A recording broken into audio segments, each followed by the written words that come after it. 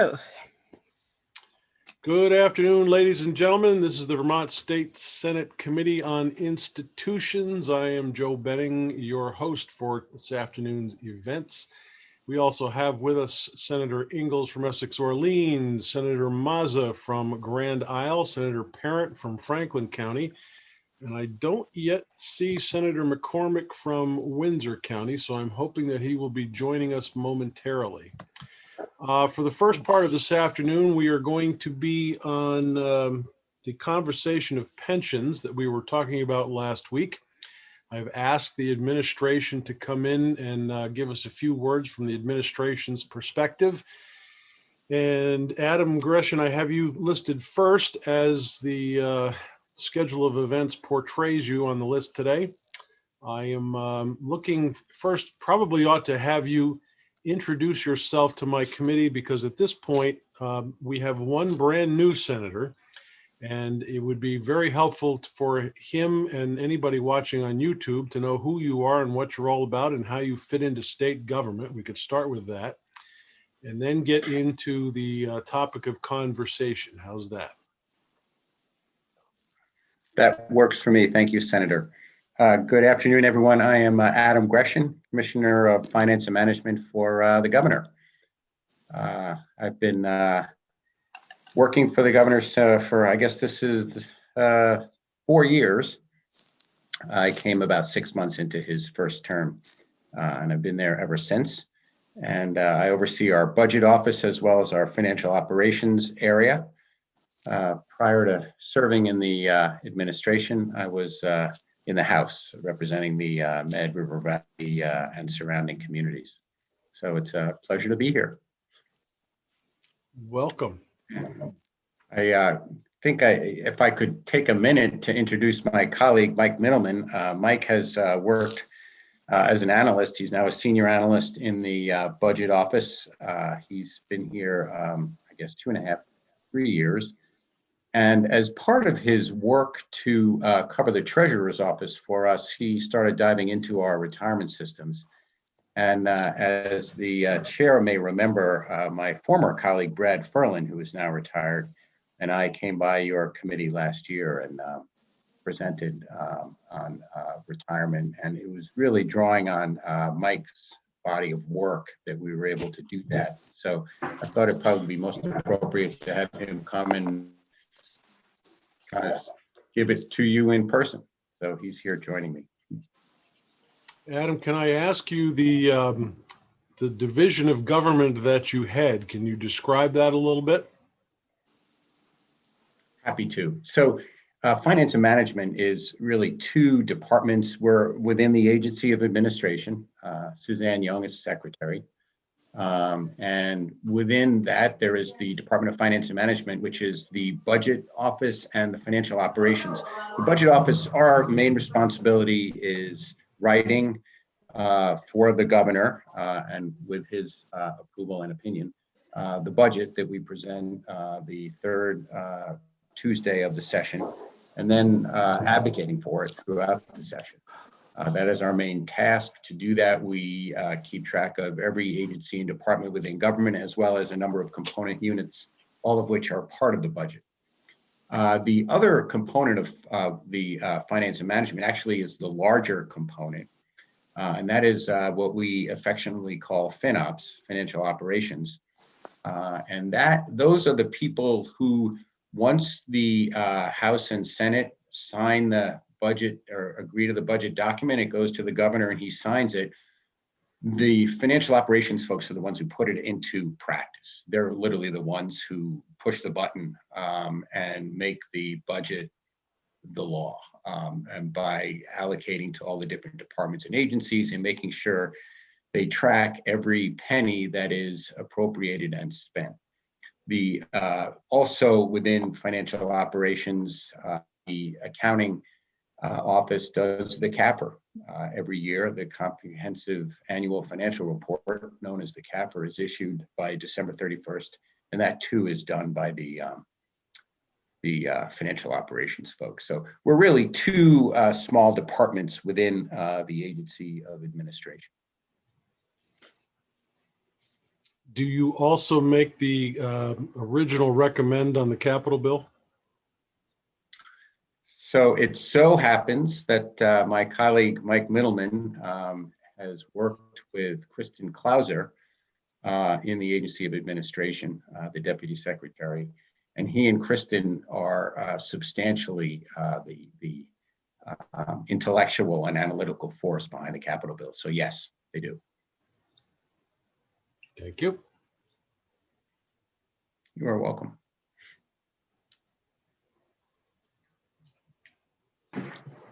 So how else would you like to lead us into this conversation? Okay, so anyway, thank you for inviting us. We're always appreciative of the ability to come and communicate with you guys about what we've been seeing. The retirement systems, as Mike will explain, loom fairly large over our budget picture. As I mentioned a few minutes ago, our main responsibility in the budget office is to put forward a budget. And that budget includes appropriations made to our two retirement systems, the Vermont State Employees Retirement System and the Vermont State Teachers Retirement System. In addition, each of those systems has a healthcare plan known as OPEB, other post-employment benefits, that we also fund on an annual basis. We've become more concerned over the years as this has taken a progressively larger share of the assets of the revenue that we have to pay. And so we started getting more involved analytically, as well as in terms of advocacy on behalf of the governor to make the legislature aware of the issue. And so we last year launched a roadshow to kind of illustrate what we see. This year is a little different in that the problem, in fact, it remains, the challenge remains, and it's grown. However, the state treasurer has presented a plan, and to her credit, has worked very hard on it and has spent a lot of time with advocates talking about it. So you will, or already have, I don't know which, a plan in front of you to review. And the governor is very desirous of working with the treasurer as well as the legislature to make some changes and restructure.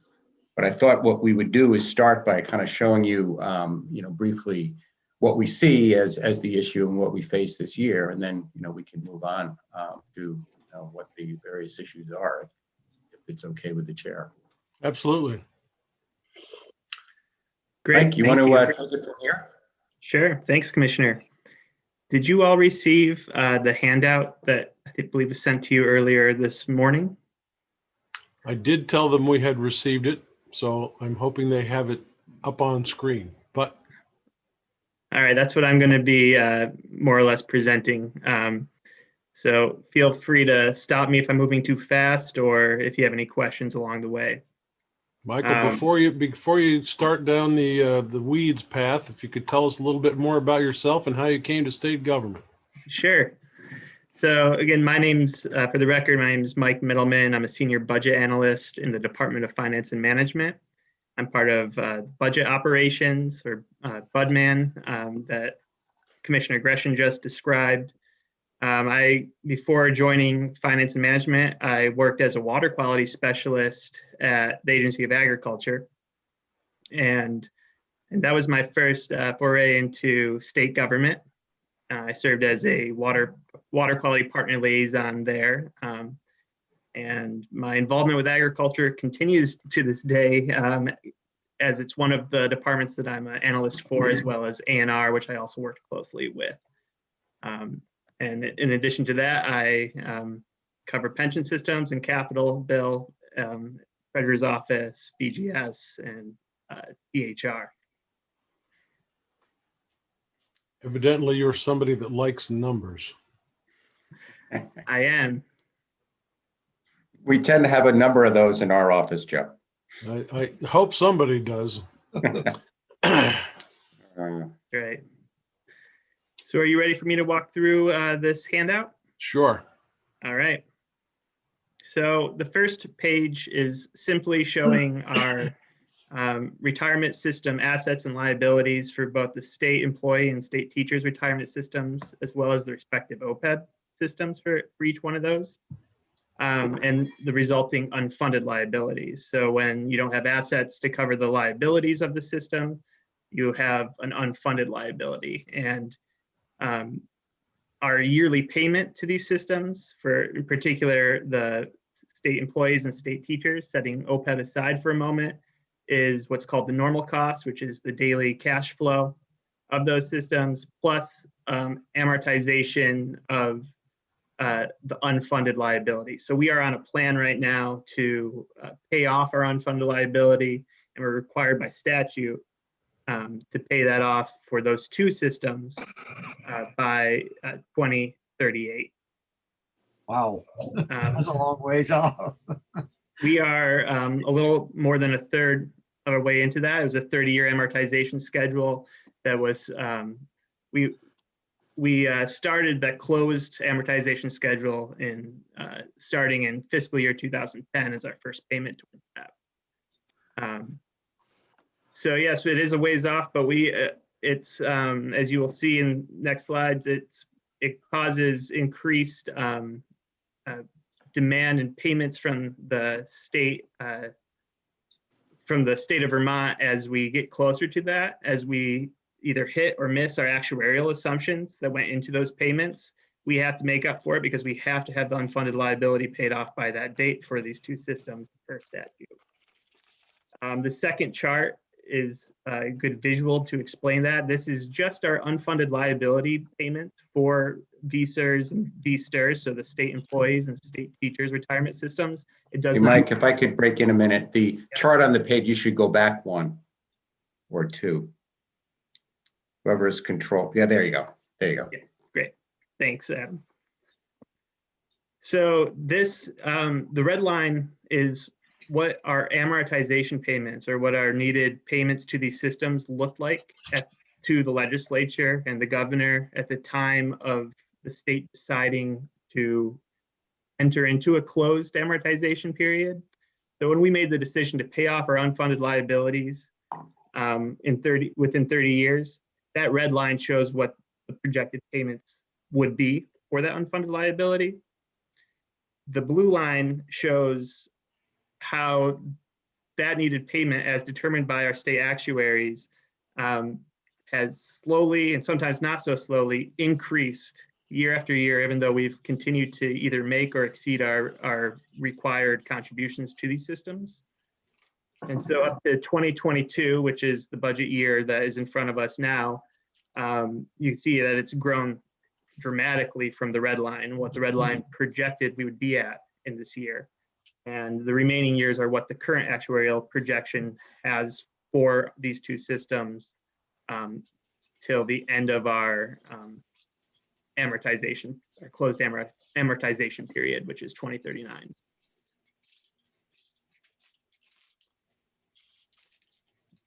So if there's no questions on that, I'll move on.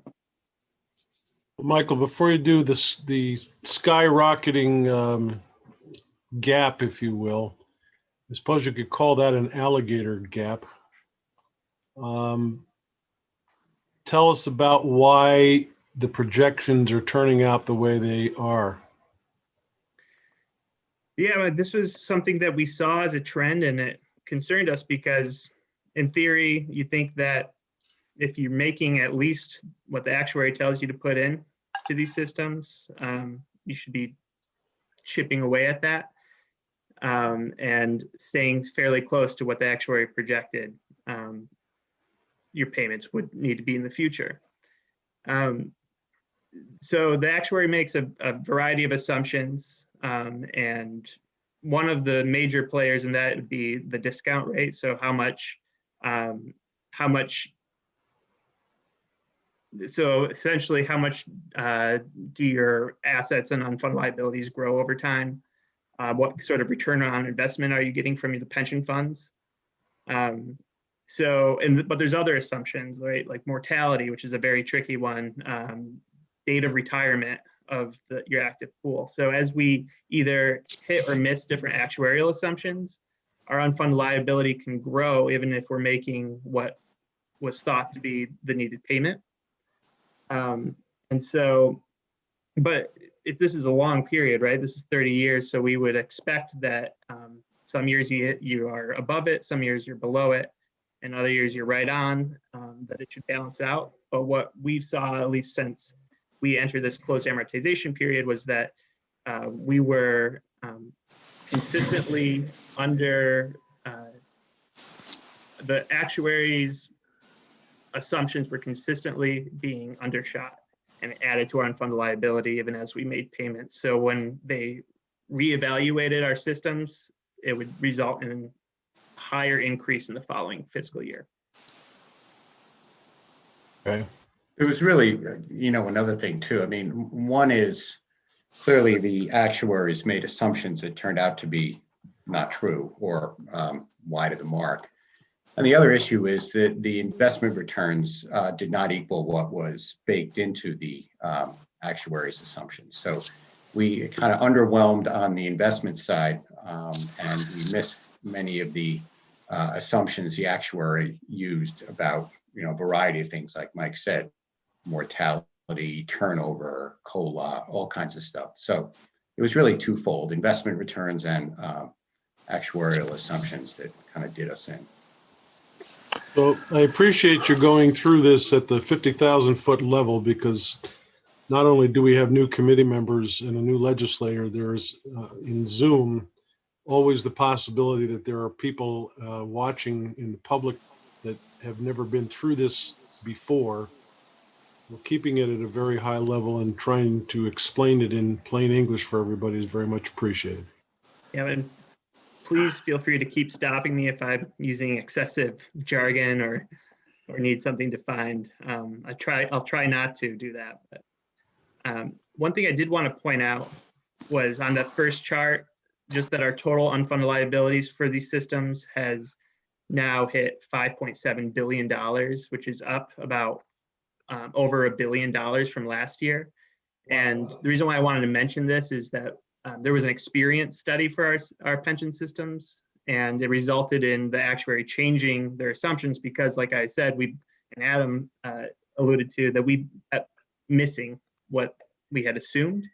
So part of why that there was a large jump in the last year is that, one, we're assuming a lower discount rate. So instead of 7.5% return on investment, we're now assuming 7%. It's supposed to be more realistic. And as well as some of the other assumptions that were made were essentially trued up to what we were actually seeing. So, We go bankrupt if we don't take care of this somehow. Wow. Right. And on that subject, I don't know the answer to this myself, but there's all kinds of emails that I get wondering if COVID dollars are somehow available to correct some of this problem. Just from a high level, is that a possibility? So you may have been aware of the endless dialogue in Washington about the size of the COVID package, the frequency of the COVID package, what we're going to spend. One of the primary concerns, and really one of the deal stoppers behind state and local aid, was that the fear was that the states would all use this money to put into their pension obligations.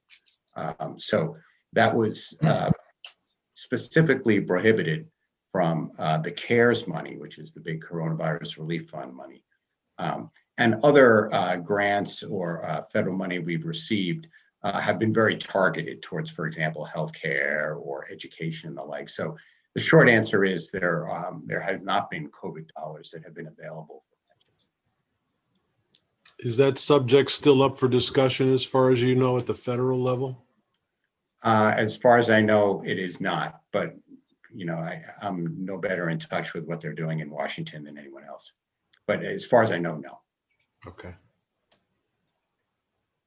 Okay. The only exception to that that I would add is that our state employees' payments actually go through our payroll. It's a percentage of payroll. So any COVID dollars that are paying for payroll costs, some of that would end up landing in our pension system, but it was not above and beyond what we had originally contemplated. Okay. So if we want to go to the next chart, thank you. So this is through FY21 because it's our actual final budget. Everything else is still in flux. This is for the restatement. I have not updated it for the BAA yet. This just shows how our pension and OPEB payments, general fund portion of those, because it's not all general funds. There's a portion of it that goes to that's all funds, but this is just isolating general fund. How this stacks up against other areas of spending of our general fund and state government. So the red, I also include debt service on here too, since it's another obligation, but let's just focus on the pension and OPEB payments. That it's, right, as of FY21, it's the third highest area of state spending from our general fund. Michael, if I could just stop you again, you mentioned that this has not been updated after the BAA. I know what those terms mean, but for the benefit of anybody watching, could you explain that, please? Sure, thank you. The Budget Adjustment Act. So it's our chance to essentially correct the budget for unforeseen budget pressures at the time, and that I believe was just recently delivered to the Senate. Right. So it's still working its way through. But so if we want to go to the next page, if there's no questions on this. This is a similar story, just looking at how spending in these state pension and OPEB systems from a general fund has increased relative to our total general fund spending since fiscal year 2019, up through the governor's recommended FY22 budget. So you'll see both total GF general fund spending for the systems as well as percent of the total general fund spending in that fiscal year. Of note here is that one, it continues to grow relative to our general fund spending. So in FY 2019, it was around 10.5%, and the governor's recommended FY22 budget, it'd be up to 13.1%. I think of note though is between FY21 and FY22, general fund expenditures increased by a little over 14%, and yet our spending to our pension systems still increased as a proportion of that general fund spending. So I think that's substantial. Yeah, I mean, that's probably, to me, that was the biggest eye opener when Mike redid this table, is that even with the substantial growth in the general fund this year, backed by unexpected FY21, fiscal year 21 surplus revenues, even with that growth, the growth in the retirement system payments has grown more. So yeah, it's really quite incredible. You can go to the next slide unless there's questions. This is the final slide that we've prepared for you today. And again, for several of you, these all probably look familiar to the presentation Brad and Adam gave you last year, just updated. But again, I think the story hasn't changed. We've continued to make or exceed our required pension payments as determined by the actuary. And this just shows how our unfunded liability in total, the different colors represent the portion of that unfunded liability represented by each of the systems. Again, state teachers, state employees, and their respective OPEB systems.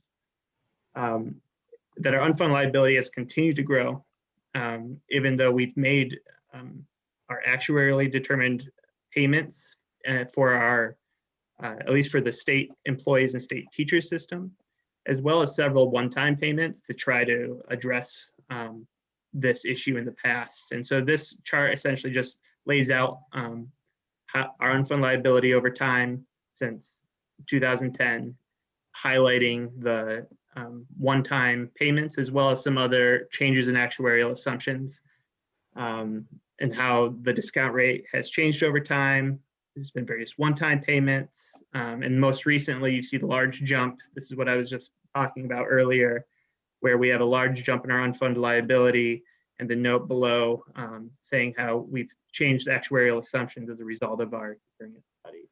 So a lot of this is accounting. Essentially, we change our assumptions and it will change on paper what our unfunded liability is, but it then becomes very real because that drives what our needed payment to those systems are. And as we get closer to the 2038 deadline for paying off our unfunded liability, those payments, we believe, and what we've seen so far, can jump up dramatically year to year, even as we continue to make what we believe are the needed contributions.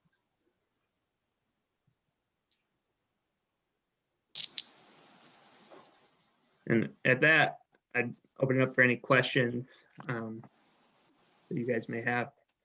Committee? Chairman, Yes, Russ.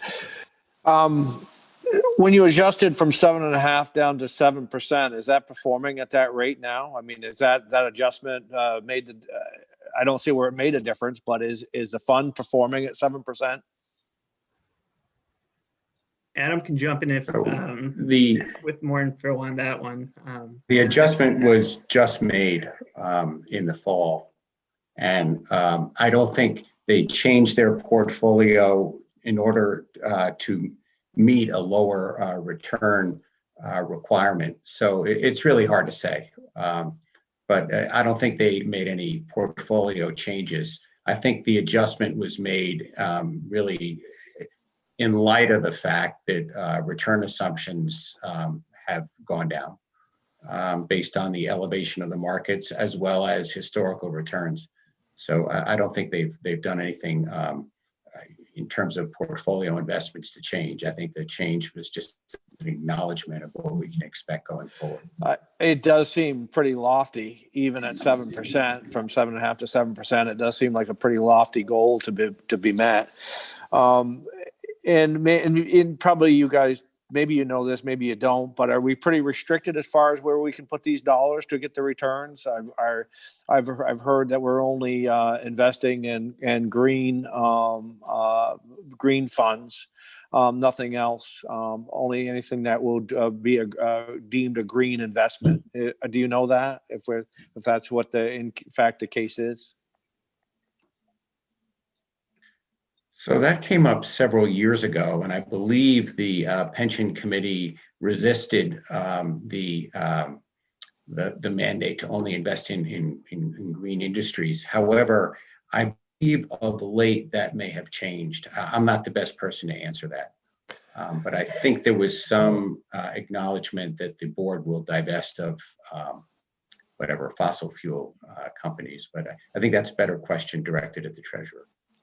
And just the one last thing, and I'm not going to take the time up, but I just, first of all, I want to commend you folks for getting behind this, and certainly Secretary Pierce for understanding the gravity of the situation. And I'd love to see the governor get stronger behind it as well as what he said right now. He's going to leave it up to the legislature, but he just won a historic election with the support of all of Vermont. And I would love to see him get behind this and lead the charge a little bit and give a little help into telling what the gravity of this situation is.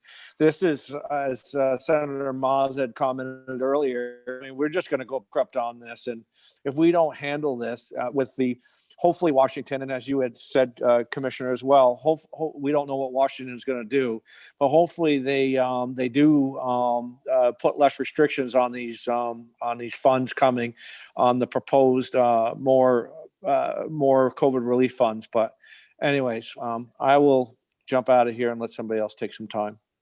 Well, Senator Ingalls, just for your benefit and as well for Senators Parent and McCormick, we did have a fairly lengthy conversation with the treasurer a year or so ago about the proposal that was on the table at that time to completely divest ourselves from fossil fuel investments. And she was very much opposed to it at the time. I have not heard anything that has changed that opinion. But just so you know, we have been keeping tabs on that in the committee. The other thing is that your hope that the governor will get behind it. I did tell Adam when he was talking to me about having to come today that he was supposed to listen, but I wasn't going to hold him to making any statements for which he might later regret having made a statement. So I think he's hearing what you're saying, and that's important, but I don't want to put him on the spot so that he finds himself in a pickle a little bit later on. Senator Mazza. Well, I might add, I think it's come more to the front and center because the treasurer has come up publicly about it.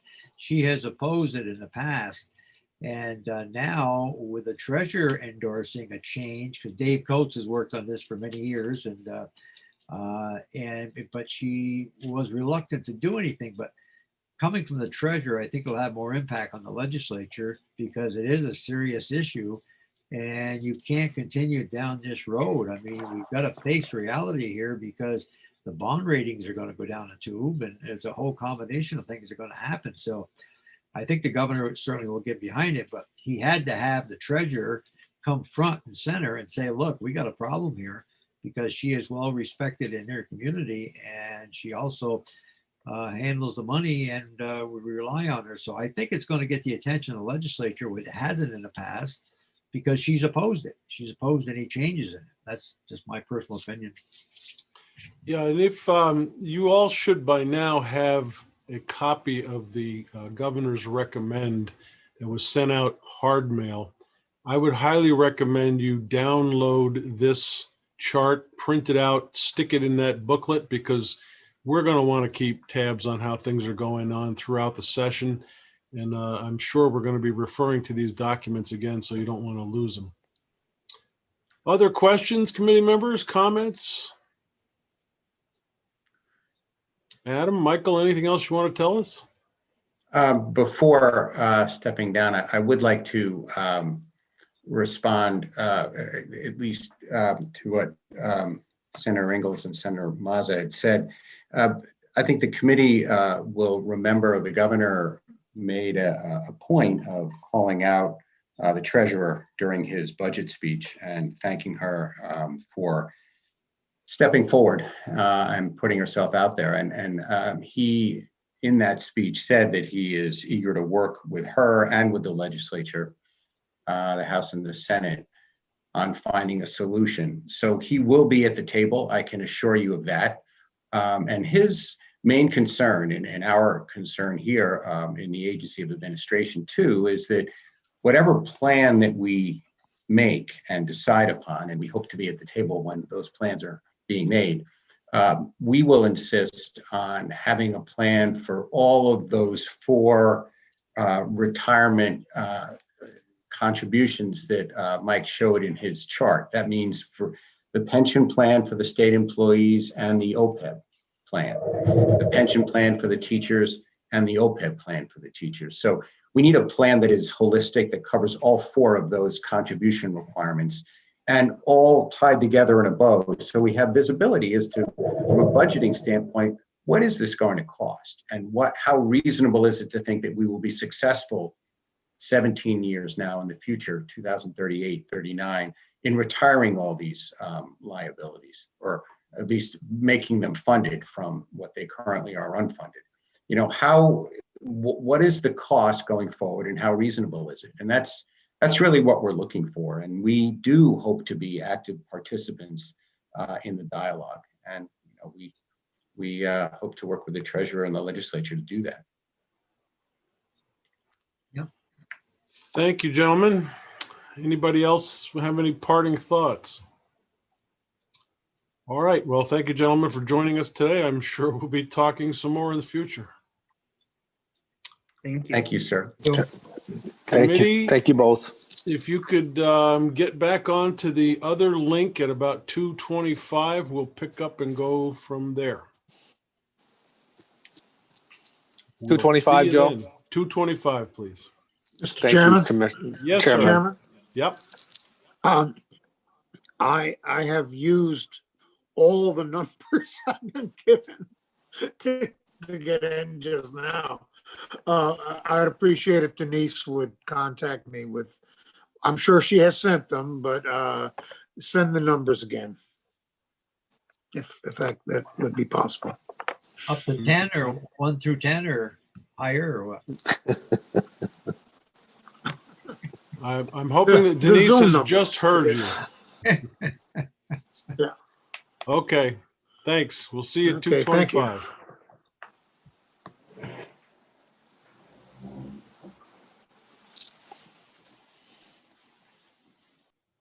Denise, did you capture that? Hello, Denise. I see you're on the screen, but you are muted.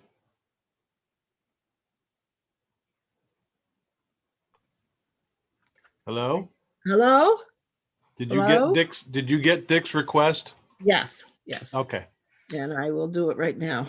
great. We'll see you at 2:25. Yes, sir.